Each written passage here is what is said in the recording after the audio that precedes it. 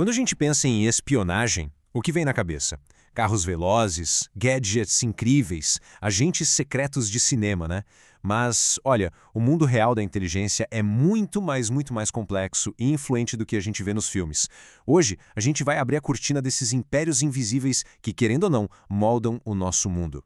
E essa ideia aqui, olha, acerta em cheio. A realidade da espionagem não é sobre explosões e perseguições. É, na verdade, um trabalho metódico de produzir conhecimento. É um jogo de paciência, sabe? Onde cada pequena informação, cada dado, é uma pecinha que ajuda a montar um quebra-cabeça gigante que pode definir o destino de nações inteiras. E para entender esse jogo, a gente precisa conhecer as duas faces da moeda. De um lado, tem a inteligência, que é a arte de coletar informações cruciais. Do outro, a contra-inteligência, que é a arte de proteger os seus próprios segredos e, ao mesmo tempo, enganar o adversário.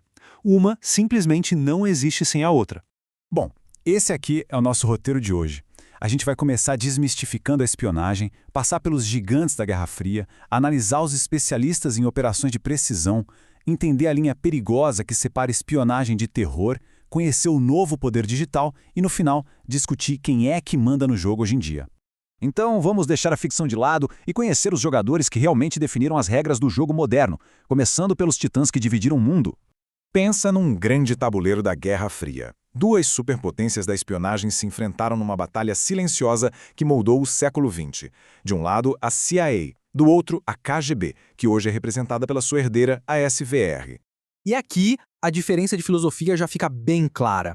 A CIA, desde que foi criada lá em 1947, sempre agiu como um braço da política externa americana, muitas vezes de forma bem direta e intervencionista.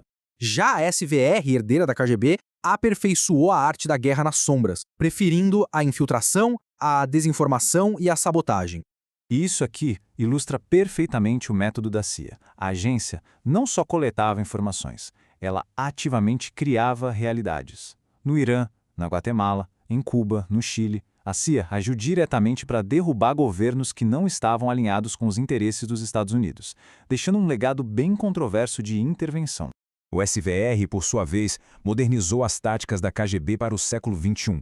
Aquela ideia do agente adormecido que vive uma vida normal por anos até ser ativado continua firme e forte. Só que hoje, o principal campo de batalha é o digital, com ciberataques e campanhas de desinformação. E, claro, operações letais e precisas, que funcionam como um aviso silencioso para os oponentes. Agora, vamos sair dos gigantes globais e olhar para agências que são famosas não pelo tamanho, mas pela sua precisão letal e discrição lendária. Estamos falando do Mossad de Israel e do MI6 do Reino Unido. Aqui temos dois estilos completamente diferentes. O Mossad é conhecido por suas ações ousadas, agindo como um bisturi de cirurgião para eliminar ameaças à segurança de Israel. Já o M6, por outro lado, é o mestre da discrição, o espião clássico que valoriza a inteligência humana e cuja existência foi um segredo de Estado por quase um século. É impressionante. A captura de Adolf Eichmann é talvez um exemplo mais perfeito da audácia do Mossad. Imagina só, localizar, vigiar e extrair um dos arquitetos do Holocausto de um país estrangeiro, sem deixar nenhum rastro para levá-lo à justiça em Israel. Essa operação definiu a reputação da agência para sempre. Mas espera aí, nem toda organização que coleta informações é de fato uma agência de inteligência. Existe uma linha muito sombria e para a gente entender essa linha precisamos olhar para um dos instrumentos de terror mais eficientes da história, a Gestapo. Então, o ponto crucial é este: a quem a agência serve. Porque agências de inteligência, em teoria, protegem a nação. A Gestapo, no entanto, não protegia os cidadãos alemães. Ela protegia o regime nazista de seus próprios cidadãos. A Gestapo era invisível e onipresente. Sua principal arma não era a força, mas o medo. Qualquer vizinho, colega de trabalho ou até parente poderia ser um informante. Eles operavam acima da lei, com um único objetivo: eliminar qualquer forma de oposição ao regime. Basicamente, transformaram a sociedade numa prisão de desconfiança mútua. E a história? Bom, a história deu seu veredito. Em Nuremberg, o mundo declarou que as ações da Gestapo não eram espionagem, mas sim crimes contra a humanidade. Isso estabeleceu um limite claro entre a inteligência de Estado e o terror de Estado. Agora, vamos dar um salto para o século XXI. Uma nova superpotência está redefinindo as regras do jogo. E não é com intervenções militares, mas com uma arma muito mais sutil e poderosa: a informação.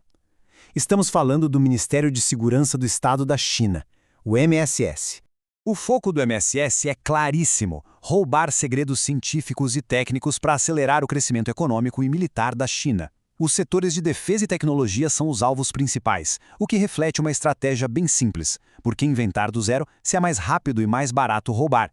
A abordagem chinesa é realmente única. Eles usam o que é chamado de estratégia de toda a sociedade. Na prática, isso quer dizer que não existe uma linha clara entre uma empresa privada e o Estado, ou entre um estudante no exterior e um agente de inteligência. Todo mundo é, potencialmente, uma peça no grande tabuleiro do MSS, que opera sem as restrições legais ou morais do Ocidente. Para a gente ter uma dimensão do poder do MSS, imagina o seguinte: é como se ele combinasse as funções de espionagem externa da CIA, a segurança interna do FBI e a vigilância digital da NSA. Tudo isso numa única agência operando em segredo absoluto. É um poder sem precedentes. E isso tudo nos traz ao presente. A natureza da espionagem mudou radicalmente. A guerra invisível de hoje não é mais travada em becos escuros, mas sim nas redes digitais que conectam o mundo inteiro. Se na Guerra Fria o jogo era sobre agentes humanos em capitais estrangeiras, hoje o campo de batalha é a internet. A coleta de dados não se limita mais a fontes secretas. Agora, a inteligência de fontes abertas, ou OSINT, que vem de redes sociais e dados públicos, é tão valiosa quanto. E os jogadores dominantes são aqueles que melhor dominam esse novo terreno digital. Essa citação resume a situação perfeitamente. As redes sociais e a conectividade global deram às agências de inteligência de hoje um poder que seus antecessores da Guerra Fria nem sonhavam em ter: a capacidade de influenciar eleições, roubar dados em massa e desestabilizar sociedades inteiras está literalmente a alguns cliques de distância. E a percepção de ameaça global reflete essa nova realidade. China e Rússia despontam como as maiores potências na guerra cibernética, aproveitando a abertura das democracias ocidentais para minar sua segurança e roubar seus segredos. E a gente termina com essa questão. Num mundo onde cada dispositivo está conectado e cada informação é um ativo valioso, quem realmente detém o poder?